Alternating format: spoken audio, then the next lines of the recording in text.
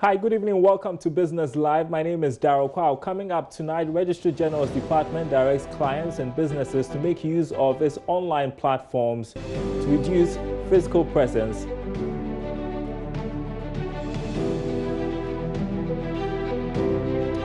Also ahead tonight, what kind of stimulus will just be enough for all sectors? Philip Namfori will help us with that in the wake of calls for help.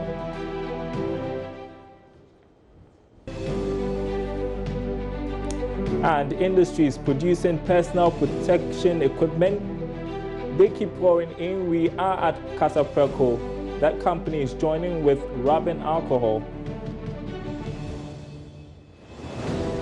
We continue to follow stories related to the outbreak of coronavirus here in Ghana. Thanks for joining us once again for Business Live. Details right after this break.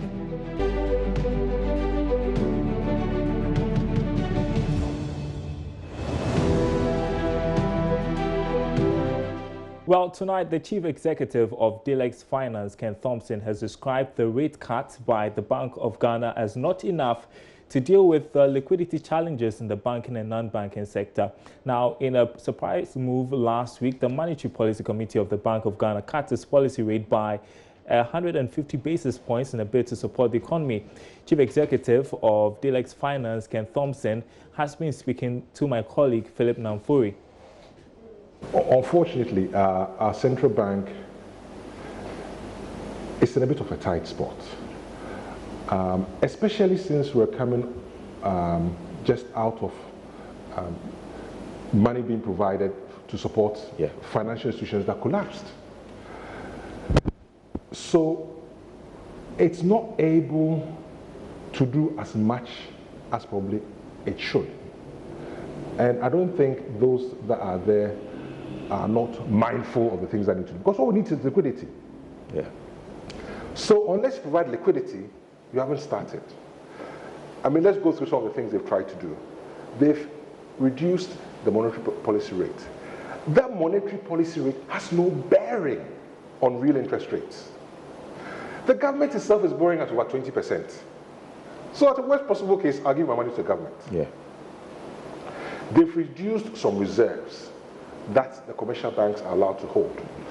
So technically, the commercial banks have more money to lend. Commercial banks never lend to SMEs. They never will lend to my barber. They'll never lend to my watch seller. They won't. They never did. They will never will. They are not interested. They don't have the capacity to do it. So if really you want to lend to those people, you need to write to institutions that are one step below. Institutions like yours. Yes, maybe finance companies, savings and loans companies, microfinance companies. That's, if you really want to help those at the bottom who are the most vulnerable, then that's where the money should go. But I also don't think that we have the infrastructure, you know, and we'll come to, I mean, while we are suffering from this a lot, we don't have the infrastructure to be able to transmit the money to the institutions and monitor. That's the problem. So the central bank's in the bind. A, it doesn't have a lot of money. B, there's no infrastructure to do it. Who do you give it to? How do you track them? Who are they? We don't even have an ID system. We don't have an address system. You take a case to court, it takes 5, I've got cases in court that have taken 7 years. 7 years in court! And of course you're going to suffer for it. So they are trying, but coming off the back of this banking crisis, where they have to provide liquidity, on top of this, it's a problem. What the economy needs is liquidity. If you take economies all over the world, and of course we've got to use example what people have done, is in some countries they're actually paying up to 80% of the wages of vulnerable employees. In America, they're going to as far as giving everybody $1,000 check. Why? They want to make people spend. That's the challenge. That is the challenge. Or, you know, you pump money into the system. But unless you provide liquidity, it's a non-starter.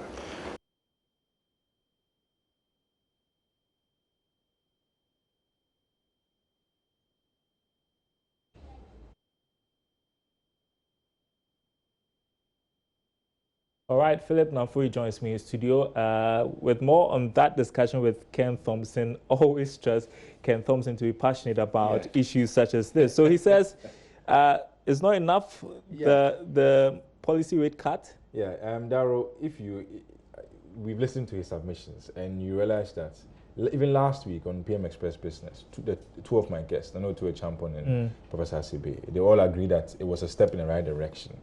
But Professor Asibe, like this, said we will need more rate cuts.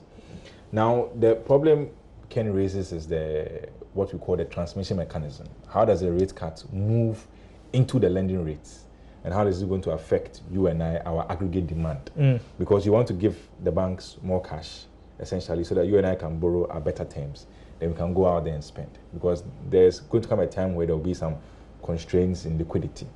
As opposed to advanced markets, US, UK, where these rate cuts and quantitative easing, bond buying programs will work to a degree. Ours here, there are some constraints, and that's what Ken is highlighting. When you cut monetary policy rates, you are affecting the universal commercial banks first. But institutions such as Ken's institution, finance houses, savings and loans companies, microfinance institutions, that monetary policy rate transmission doesn't really percolate down there. That was his argument. So how do we ensure that there's liquidity with such institutions that provide to the masses in the Ghanaian economy? That's what he was trying to raise in there. So what does he suggest? Well, a mix of issues. He gave some fiscal issues in some part of the interview, which in our subsequent bulletins we'll let our viewers and listeners be aware of. But on the monetary side, remember that we've just come from this banking sector crisis. We've pumped in billions of cedis. We have another crisis on our hands, not financial, but health that has speculated into economic and financial. What does the Bank of Ghana do? Do we have the muscle to also print and put money in the system? What are the effects of that? The inflationary effects, etc., effects on our exchange rate. So that's why he says at the beginning that Bank of Ghana is in a tight position. What can we do? I'm sure in the coming... I guess that's a big question. What can we do? We can't be like the US that has cut it to 0.2% or the UK 0.1%. What can we do? Well, apart from this rate cut, there were other measures that they instituted. The minimum requirement, the reserve requirement ratio, and then the payments on loans that may go bad or may be non-performing. But I think the key issue there is getting in liquidity. How do we ensure that people are flush with cash to stimulate demand and then prop up buying of goods and services? Because if we're to go into a full lockdown and some companies don't work, etc., can you imagine the effects? It's sometimes unfathomable. Yeah. So sometimes, I mean, nobody saw this coming. Economic models can predict. You realize that it's quite even difficult to explain how this thing is going to be like. Okay, and you talk about the fact that nobody saw this coming, and government has tried at least to reduce the policy rate or cut it to, is it 14.5%? Yes. Yes. Let's talk about, I mean, we're just 2 weeks into this. We don't know for how long this is going to last. Where do you see our economy headed? Well, Darryl, I would start off with the people I've discussed with.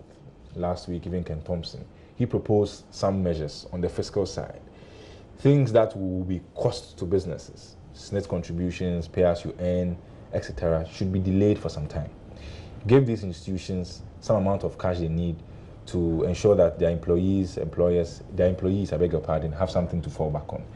On the monetary side, we need to ensure that the financial institutions in the system have some amount of liquidity. How that's going to happen, I think it will be best left to the Bank of Ghana officials. I mean, earlier in the day, I spoke with some players in the hospitality industry. They had a long list of interventions, and I'm thinking that various industries are also going to be seeking interventions. Do we have the muscle?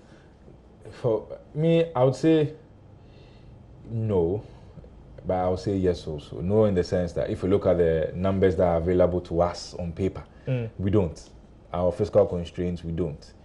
Bank of Ghana's reserves, are we going to pump all of it into people's businesses? I don't think that's the way to go. But can government devise some creative means to ensure that some key companies in the economy are propped up, some key industries? That's why I think it will have to be targeted at certain key strategic players even within the industry. So even let's take aviation. Yeah. You can't sort out everybody. Sort out the key players. If you take banking, sort out the key stakeholders, because everybody's cash is in the bank. So what are we going to do? There's so many things that we need to think of. But I think let's put the best in our leaders and then hope that they come out with good measures. And it's just not Ghana's headache, right? It's the world's headache. We had the OECD say that it's going to take a very long time for the global economy to recover from this shock. But then they have more room in terms of their fiscals, in terms of their monetary, well-advanced economy, is not dependent on commodities. Look at us, Daryl. If you factor all these things inside, it's a very dire situation.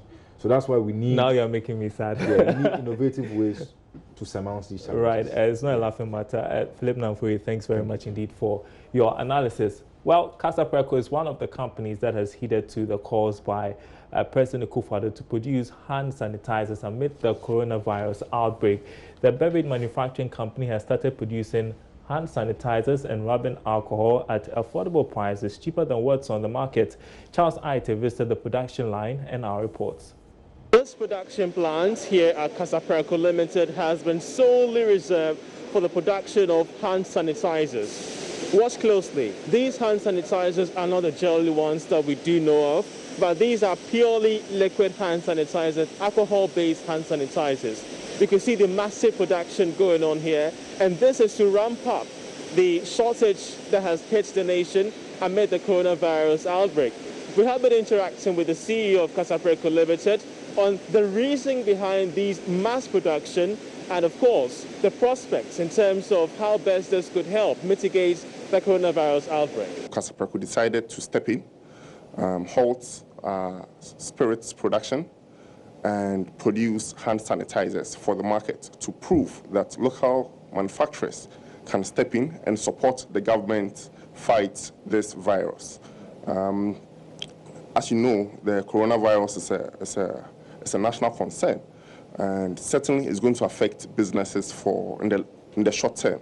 But for us, certainly, if it does affect businesses in the long term, it's certainly going to affect our business big time.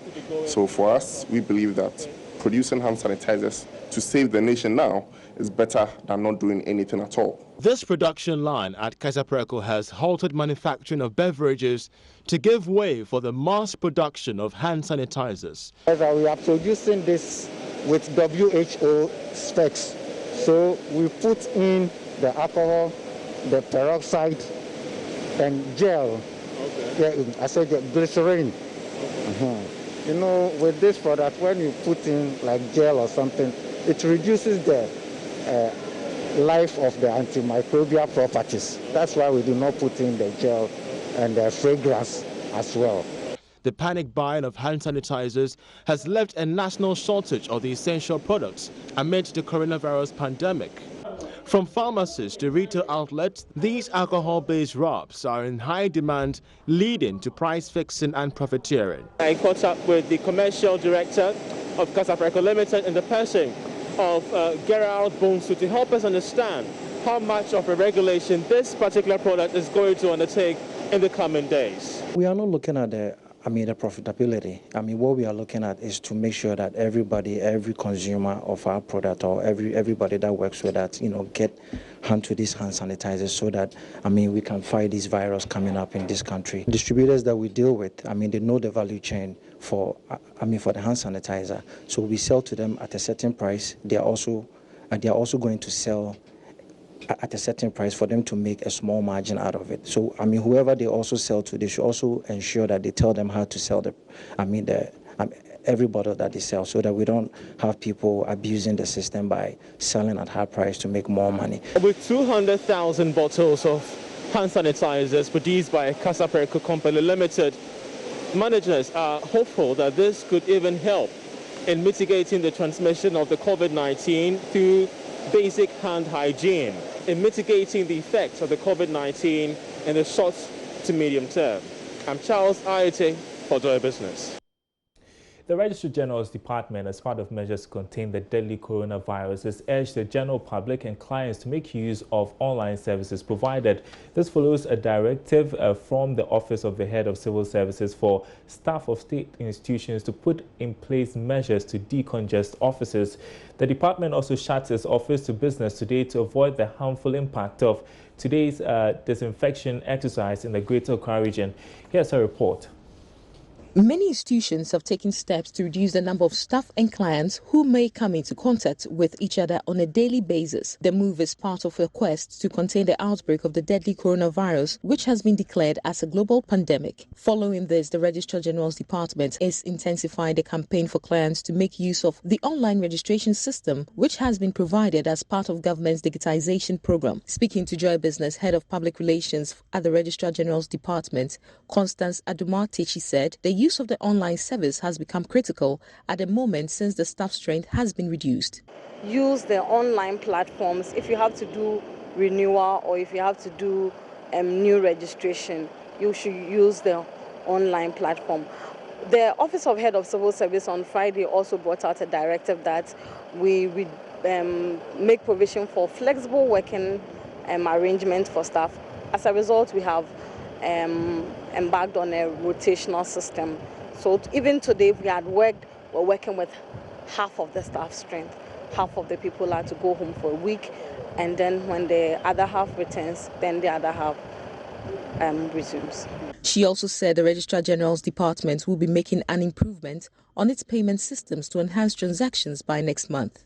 Yes, it can be done, even though we are working to improve on the payment system as we have currently. But we are not done yet. We're hoping that by April, when we are moved onto the GOG payment platform for all the service providers, we'll have a more robust payment platform, which will also ease the numbers that throng here. Would that include Momo or any other payment platform? Currently, yes, we are taking Momo as part of the online payment platform. Okay. But sometimes there are challenges with because it's been run by NITA, sometimes some of the payments do hang, but others too are able to get through. But it's because of those unforeseen challenges that we want to kind of strengthen the payment platform and then have it so that all these difficulties that some other clients do experience may be a thing of the past. Just want to create some level of convenience and comfort for them. Ebenezer Sabute's report for Joy Business. We are taking you next to the Ghana-Togo border, where immigration officials today arrested some travelers attempting to use unauthorized routes into Togo. The desperate travelers were bent on entering Togo to continue their journey to Nigeria. Speaking to Joy Business, the Sector Commander, Chief Superintendent Fred Dodu, cautioned transport operators to stop bringing travelers until the border is reopened. Is that we are working closely with Port Health and then all the other border agencies, the customs. So what we do is that we have the main border, that is the approved, and then we have BIT9. The BIT9 is approved pedestrian crossing. So these two points, we have the Port Health, we have immigration, and we have customs, other border agencies. So what we do is that when we intercept anybody who have crossed into Ghana, quickly we refer those persons to Port Health. And after they have screened them and then cleared them, then we also take over and then go to the other formalities, being if we have to take them to the headquarters for flouting their laws, we do that. Yesterday, orders were sent to the headquarters for further action. But before then, the Port Health have screened them. Should you accost anyone making attempts to illegally enter into Ghana or cross into Togo, what are you going to do to such people? Yes, yesterday we had one American who entered came from the US to Togo and then wanted to come to Ghana. So he was able to cross from the Togo side to Ghana through one of Ghana. All right, we've got more news on our website, myjoyonline.com/business. All your updates on the current coronavirus outbreak and the impact, plus details of today's disinfection exercise in our markets. You can read all about it on myjoyonline.com/business. My name is Darryl Kwao. Thanks for watching. We are back same time tomorrow.